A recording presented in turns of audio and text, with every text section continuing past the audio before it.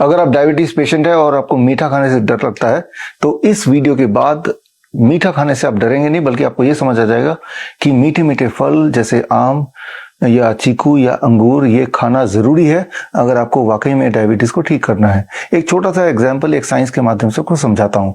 अब देखिए मेरे पास ये दो आम है, ये है कच्चा आम, ऑलमोस्ट कच्चा है, यानी कि इसको अगर काट के खाएंगे तो ये खट्टा होगा, बहुत ज्यादा खट्टा होगा, इसमें मीठापन तो है ही नहीं, कच्चा, बिल्कुल कच्चा।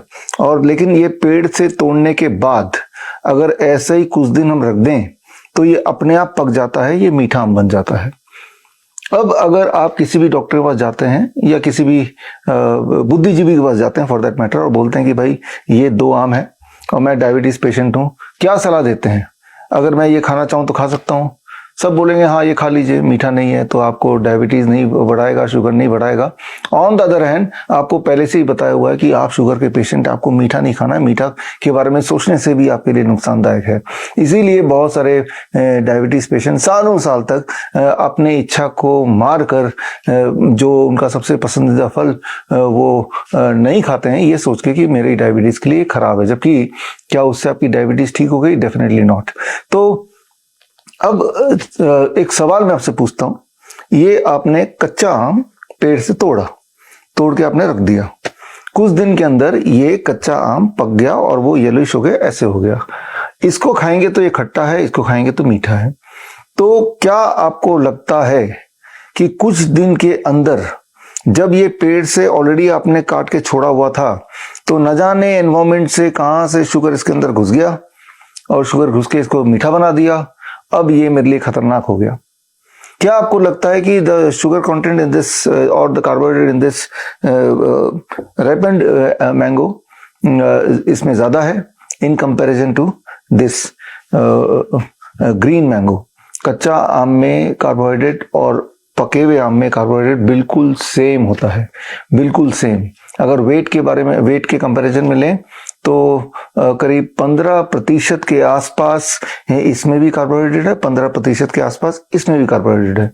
तो total content of carb is same in both the mango, right? क्योंकि बाहर से एनवायरमेंट से कोई ना कोई चीज इसमें अंदर घुस नहीं सकती है।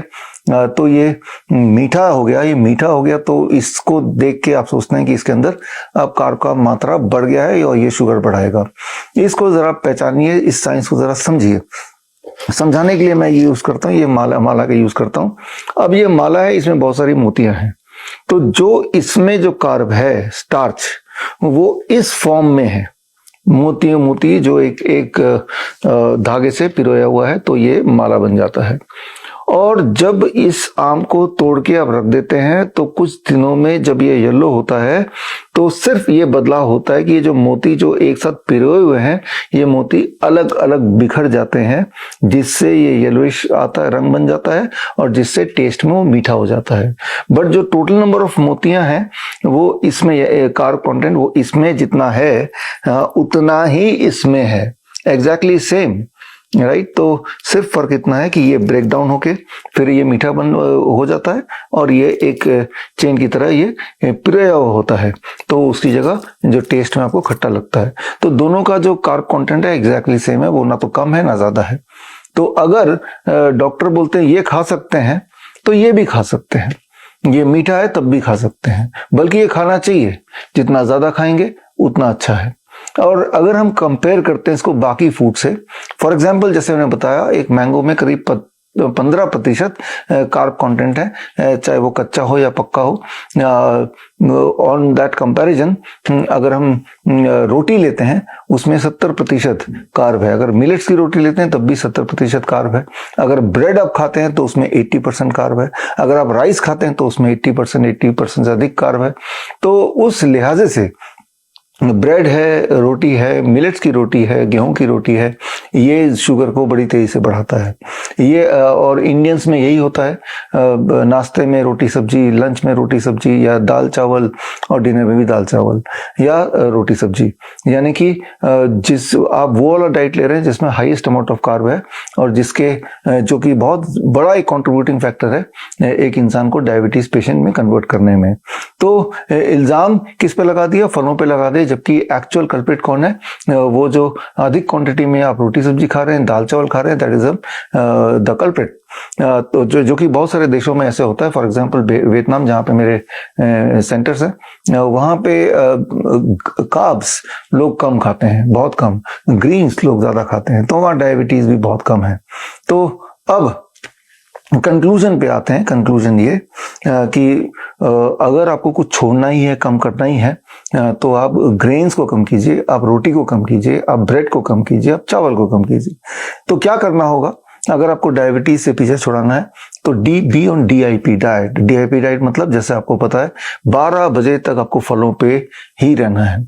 जब आप फलों पे रहेंगे तो जाहिर सी बात है आप रोटी सब्जी 12 बजे तक तो नहीं खा रहे हैं। फल पेट भर के खाना है, सीजनल फल खाना है। अभी जो सीजन है वो मैंगो का सीजन है, तो मैंगो के सीजन में भरपेट मैंगो खाइए 12 बजे तक।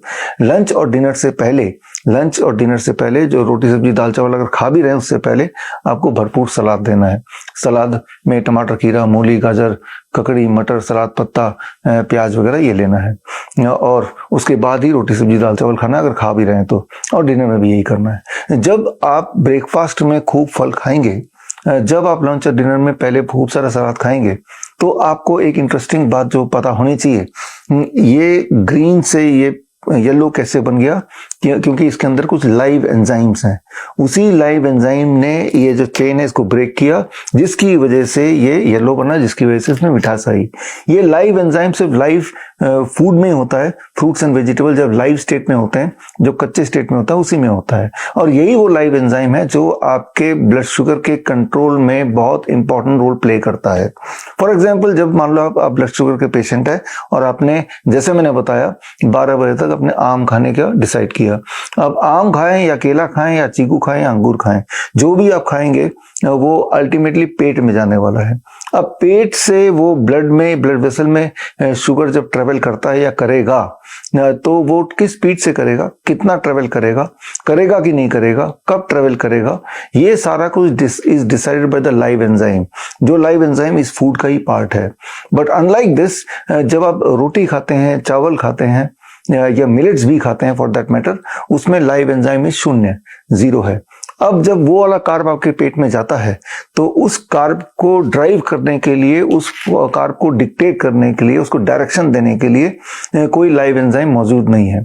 तो ऐसे केस में क्या होगा, वो जो ग्रेन्स है, वो जो चावल है, उसके अंदर जो कार्ब है, चाहे वो कार्ब इस फॉर्म में हो या छोटे छोटे इसी के मोटी फॉर्म में हो, वो बिना किसी डायरेक्शन लेस इमीडिएटली वो ब्लड में स्ट्रीम होता हुआ जाएगा, बड़ी तेजी से घुलेगा, इररिस्पेक्टिव कि उस वक्त ब्लड में शुगर ऑलरेडी ज्यादा है या नहीं है, जिससे अक्सर एक हेल्दी इंसान शुगर पेशेंट में कन्वर्ट होता है। यानी कि जब आप सलाद पहले खा रहे हैं, आपने, जिसे हम प्लेट 1 बोलते हैं, उसके बाद प्लेट 2 में आप लंच ले रहे हैं, यानी कि कुक फूड ले रहे हैं, तो सलाद के बहाने आपके पेट में लाइव एंजाइम चले गए। अब वो लाइव एंजाइम जो पेट में ऑलरेडी है, अब जब आप रोटी खाएंगे या चावल खाएंगे, दाल सब्जी खाएंगे, कुक फूड खाएंगे, तो वो लाइव एंजाइम पहले से पेट में है, which will help the stomach और the food to give a direction, और डायरेक्शन कुछ ऐसा बेस्ड ऑन कि उस वक्त ब्लड में शुगर कितना है, कोलेस्ट्रॉल कितना है, और बाकी सारे इंग्रेडिएंट कितने हैं, और किस रफ्तार से शुगर जाना चाहिए ताकि आपका ब्लड ग्लूकोज बढ़े ना। ये सारी चीजें वहां पे तय होती हैं। लेकिन तय होने के लिए the deciding factor is the live enzyme, and live enzyme is present only in fruits and vegetable when you are taking it in a raw state.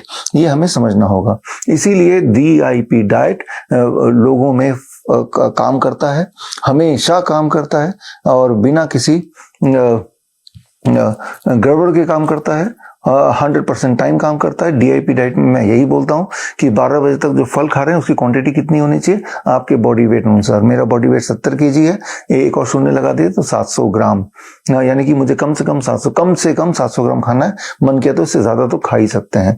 और लंच में जो सलाद खाना है वो भी इंपॉर्टेंट है। सलाद कितना खाना है, मेरा बॉडी वेट है 70 × 5, दैट बिकम्स 350 ग्राम। मुझे 300-350 ग्राम सलाद खा लेना है, इतना अमाउंट ऑफ लाइव एंजाइम मेरे पेट में चला जाएगा। अब मैं रोटी सब्जी जब दाल चावल खाऊंगा तो वो कंपैरेटिवली मेरे ब्लड शुगर को उतना स्टीपली राइज नहीं कराएगा। और डिनर में भी यही करना है। एक बात और जो मैं बताता आया हूँ, डोंट ईट आफ्टर 8 PM। हो सके तो सनसेट के साथ ही डिनर कर लीजिए, नहीं तो कम से कम इतना तो कीजिए कि 8 बजे के बाद कुछ नहीं खाना है। 8 बजे के बाद या सनसेट के बाद जो आप खाते हैं वही आपके बॉडी में स्टोर होता है, वही कंट्रीब्यूट करता है आपके ब्लड शुगर के बढ़ाने को, ब्लड प्रेशर के बढ़ाने को, और आपके बॉडी में स्टोन या ब्लॉकेजेस या ट्यूमर के डेवलपमेंट में। तो ये टाइम फैक्टर भी बड़ा इंपॉर्टेंट होता है। तो टाइम फैक्टर का मतलब कि क्या खाना है, उससे ज्यादा जरूरी कब खाना है।